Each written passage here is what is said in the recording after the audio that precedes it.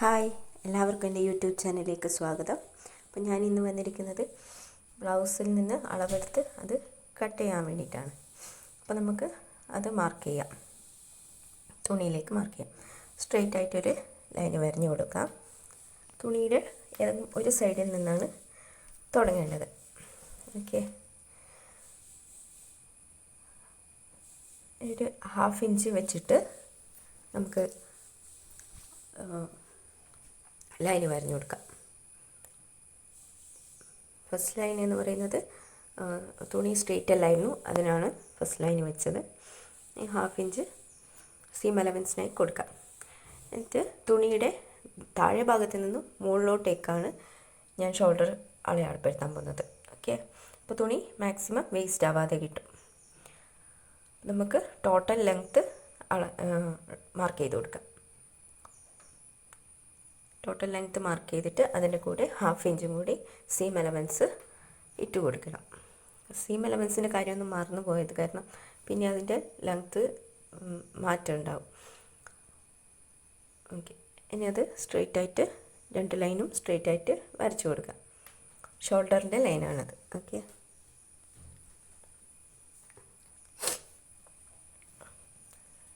ഇനി ഷോൾഡർ അടയാളപ്പെടുത്താം. ഷോൾഡർ നമുക്ക് അളന്ന ബ്ലൗസിൽ നിന്ന് ഷോൾഡർ എത്രയാണോ കിട്ടിയത് അതിൻ്റെ കൂടെ ഒരു 1/4 ഇഞ്ചോ അല്ലെങ്കിൽ നിങ്ങൾ എത്രയാണോ സീം വിട്ടിരിക്കുന്നത് അത് അളന്നു കൊടുത്തിട്ട് താഴത്തോട്ടേക്ക് സെയിം അളവിൽ തന്നെ ആം ഹോളിന് വേണ്ടിയിട്ട് താഴത്തോട്ടേക്ക് വരച്ചെടുക്കാം. അപ്പോൾ തൽക്കാലം നമുക്ക് സാധാരണ പോലെ ഷോൾഡർ എത്രയാണോ അത് തന്നെ ഇറക്കിയിട്ട് വരഞ്ഞു കൊടുക്കാം. ഷോൾഡർ തന്നെ വരഞ്ഞു കൊടുത്തിട്ട് അത് ചെസ്റ്റിൻ്റെ അളവ് നേരെ വരഞ്ഞു കൊടുക്കാം. എന്നിട്ട് ചെസ്റ്റ് അടയാളപ്പെടുത്താം. ഞാൻ അളവുകളൊന്നും പറയുന്നില്ല, നിങ്ങൾക്ക് എത്രയാണോ ചെസ്റ്റ് കിട്ടിയത് അത് മാർക്ക് ചെയ്താൽ മതി. എന്നിട്ട് ആ ചെസ്റ്റ് ലൈനിൽ നിന്ന് അതിൻ്റെ നേരെ സെൻറ്റർ എടുക്കുക. സെൻറ്റർ എടുത്തിട്ട് അതിൽ നിന്നൊരു 1/4 ഇഞ്ച് ബാക്കോട്ടേക്ക്, അതായത് ആം ഹോളിൻ്റെ ലൈനിൻ്റെ ഭാഗത്തേക്ക് ഒരു 1/2 ഇഞ്ച് എടുത്തിട്ട് അത് വരഞ്ഞു കൊടുക്കണം.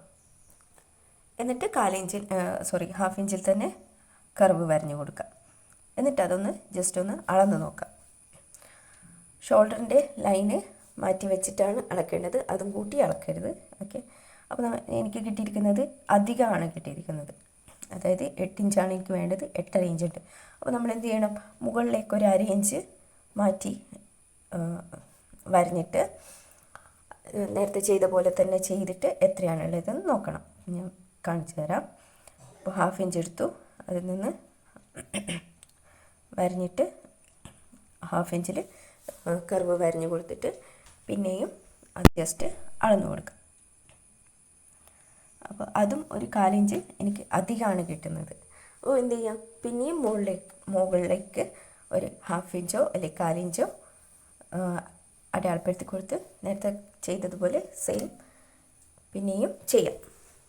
അങ്ങനെ നമ്മൾ ഓരോന്ന് ചെയ്ത് നോക്കിയിട്ട് വേണം ആം ഹോൾ റൗണ്ട് കറക്റ്റാക്കാൻ. വെറുതെ ഷോൾഡർ തന്നെ താഴോട്ടേക്ക് എടുത്തു കഴിഞ്ഞാൽ കിട്ടണമെന്നില്ല. ഓക്കെ, ബ്ലൗസ് ആയതുകൊണ്ട് ബോഡി ഫിറ്റായിട്ട് കിടക്കണം. അപ്പോൾ നമ്മൾ ആം ഹോള് അധികം എടുത്തു കഴിഞ്ഞാൽ കൈയൊക്കെ പൊക്കുമ്പോൾ കംപ്ലീറ്റ് ബോഡി കംപ്ലീറ്റ് വരും. അപ്പോൾ അങ്ങനെയുള്ള പ്രോബ്ലംസ് കൈ പൊക്കാനൊക്കെ ബുദ്ധിമുട്ടാണ്. ആം ഹോൾ എന്ന് പറയുമ്പോൾ ആം ഹോളിൽ ചുറ്റിയിരിക്കണം, അതേ പാടുള്ളൂ, അതിൻ്റെ കൂടുതലൊന്നും പാടില്ല. ഓക്കെ, അപ്പോൾ ഇപ്പോൾ എനിക്ക് മൂന്നാമത് വരച്ചതാണ് കറക്റ്റായിട്ട് കിട്ടിയിരിക്കുന്നത്. 8 ഇഞ്ചായിരുന്നു എനിക്ക് വേണ്ടത്, അപ്പോൾ എനിക്ക് 8 ഇഞ്ച് തന്നെ കിട്ടിയിട്ടുണ്ട്. നമുക്ക് സീം അലവൻസ് അവിടെ കൊടുത്തിട്ടുണ്ട്.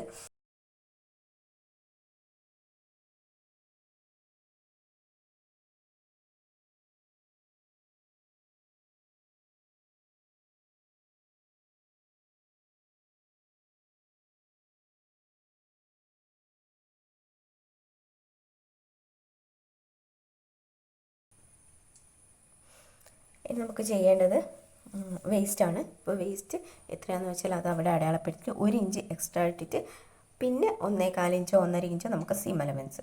1 ഇഞ്ച് എക്സ്ട്രാ എന്തിനാണ് വിടുന്നതെന്ന് വെച്ച് കഴിഞ്ഞാൽ നമ്മളവിടെ ഡാട്ട് കൊടുക്കണം. ഓക്കെ, അപ്പോൾ ആ 1 ഇഞ്ച് വെച്ചെടുക്കുന്നതെന്ന് സെൻറ്റർ കണ്ടിട്ട് അതിൻ്റെ ഡാട്ടിനുള്ള പോയിൻ്റ് കൊടുക്കുക. ഒരു 4 ഇഞ്ച് കൊടുക്കണം എന്തായാലും, എന്നാലേ അങ്ങ് മുകളിലോട്ടേക്ക് വരെ എത്തൂ. 4 ഇഞ്ച് എന്തായാലും കൊടുക്കണം. 2 ഇഞ്ചൊന്നും പോരാ, 4 ഇഞ്ചിൽ കൊടുത്തു കഴിഞ്ഞാൽ നല്ല സ്ട്രോങ് ആയിട്ട് ഇരുന്നോളും. എന്നിട്ട് ആ ഒരു ഇഞ്ചിൽ 1/2 ഇഞ്ച് അപ്പുറത്തും ഇപ്പുറത്തുമായിട്ട് അടയാളപ്പെടുത്തിയിട്ട് കോണായിട്ട് വരച്ചെടുക്കാം. അപ്പോൾ ഇപ്പുറം നമ്മൾ അടയാളപ്പെടുത്തിയ 1 ഇഞ്ച് അവിടെ കവറായിട്ടുണ്ട്. ഇനി നമ്മൾ ഇവിടെ സീം അലവൻസ് കൊടുത്തിട്ടുണ്ട്. ഇനി നമുക്ക് നേരെ സ്ട്രൈറ്റ് ആയിട്ട് മുകളിൽ നിന്ന് വരച്ചെടുക്കാം. സീം അലവൻസിൻ്റെ ഭാഗവും ടച്ച് ചെയ്ത് വരച്ചെടുക്കാം.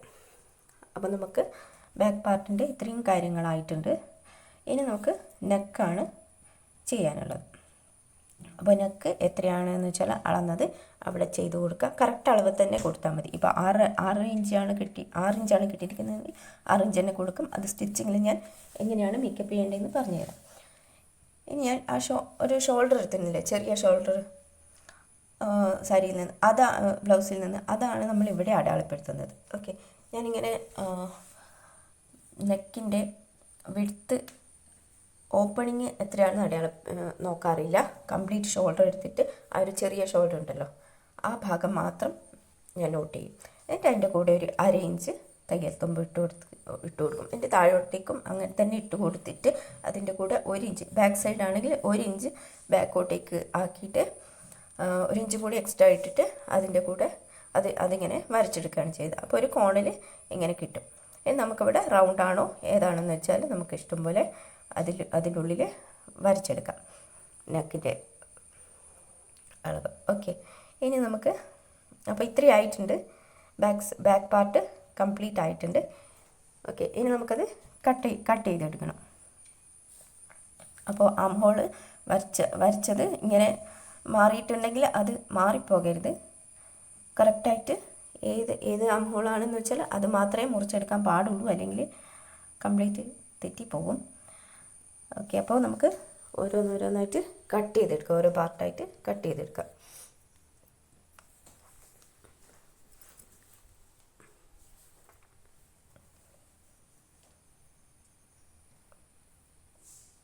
ശ്രദ്ധിക്കണം, ഓരോ ഭാഗവും കട്ട് ചെയ്യുമ്പോൾ നമ്മൾ മാർക്ക് ചെയ്തത് എവിടെയാണെന്ന് നോക്കിയിട്ട് തന്നെ കട്ട് ചെയ്യണം. അപ്പോൾ ബാക്ക് പാർട്ട് ഇത്രയേ ഉള്ളൂ. ബാക്ക് പാർട്ട് വേഗം കഴിയും, സിമ്പിളായിട്ട് ചെയ്തുകൊണ്ടിരുന്നു കഴിഞ്ഞാൽ വേഗം പറ്റും.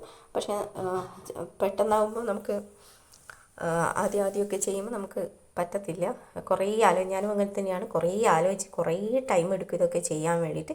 ഇപ്പോൾ കുറേ ശരിയായി റെഡിയായി വന്നു, അതുകൊണ്ട് എനിക്കിത് പെട്ടെന്ന് തന്നെ കഴിയും. ഓക്കെ, അപ്പോൾ അതുപോലെ ശ്രദ്ധിച്ചിട്ട് ചെയ്താൽ മതി. ശ്രദ്ധിക്കണം, അല്ലെങ്കിൽ കംപ്ലീറ്റ് തെറ്റിപ്പോവും. പിന്നെ സ്റ്റിച്ച് ചെയ്ത് കഴിഞ്ഞിട്ടായിരിക്കും അവിടെ ലൂസ് അവിടെ ടൈറ്റ് എന്നൊക്കെ പറയുമ്പോൾ നമ്മൾ ആകെ കൺഫ്യൂഷനാകും. പ്രത്യേകിച്ച് കസ്റ്റമറുടെയൊക്കെ ആണെങ്കിൽ നമ്മളാകെ കൺഫ്യൂഷനായി പോകും.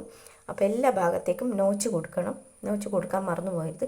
അത് അവസാനം സ്റ്റിച്ച് ചെയ്ത് വരുമ്പോൾ നമുക്ക് അവിടെയൊക്കെ നോച്ച് ഉണ്ടായേ പറ്റൂ, അല്ലെങ്കിൽ പിന്നെയും അളന്നിട്ട് ചെയ്യേണ്ടി വരും. അപ്പോൾ നമുക്കിതാ ഇത് കഴുത്ത് വെട്ടിയെടുക്കാം. ഓക്കെ,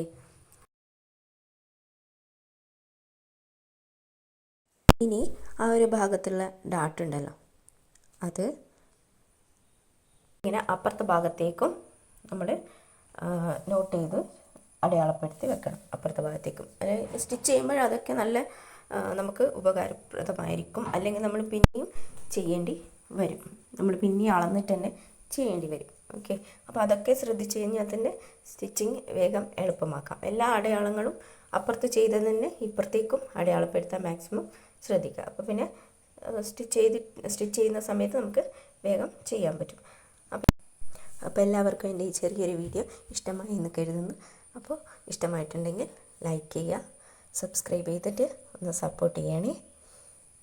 ഓക്കെ, അപ്പോൾ അടുത്ത വീഡിയോ ആയിട്ട് നമുക്ക് ഇനിയും കാണാം. അപ്പോൾ എല്ലാവരും ഇത് ചെയ്ത് നോക്കുക. ചെയ്ത് നോക്കിയിട്ട് എന്തെങ്കിലും ഡൗട്ട് ഉണ്ടെങ്കിൽ പറയാം. Okay, bye.